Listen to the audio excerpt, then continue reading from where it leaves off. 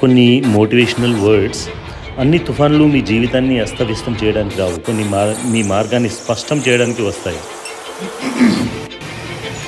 ఆత్మ తనను తాను నయం చేసుకోవడానికి ఏమి చేయాలో ఎల్లప్పుడూ తెలుసు దానికి. మనస్సును నిశ్శబ్దం చేయడమే దానికి సవాలు. చింతించడం అంటే గొడుగు పట్టుకొని వర్షం కోసం ఎదురు చూడడం లాంటిది. అనవసరమైన టెన్షన్స్ అన్నమాట. తర్వాత మీరు వేగంగా వెళ్ళాలనుకుంటే ఒంటరిగా వెళ్ళండి. మీరు చాలా దూరం వెళ్ళాలనుకుంటే కలిసి వెళ్ళండి. మీ భయాన్ని నేను చూస్తున్నాను, అది చాలా పెద్దది. మీ ధైర్యాన్ని కూడా నేను చూస్తున్నాను, అది ఇంకా దానికంటే పెద్దది. అప్పుడు కష్టమైన పనులు చేయడానికి సందేహం వీడు. నో డౌట్, డోంట్ వర్రీ అనమాట.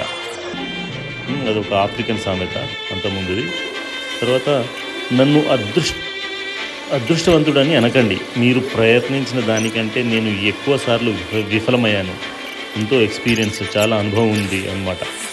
తర్వాత ప్రతిరోజు కొన్ని కొత్త అంచనాలతో ప్రారంభమవుతుంది, కానీ ప్రతిరోజు కొత్త అనుభవంతో ముగుస్తుంది. అదే జీవితం. కాబట్టి ప్రతిరోజు ఏదో ఒక కొత్త విషయంతో ఆనందించండి.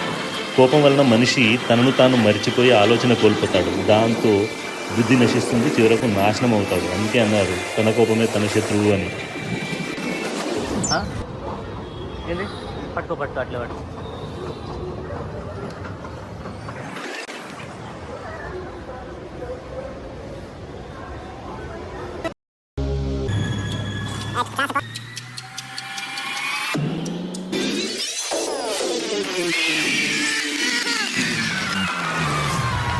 Здравейте.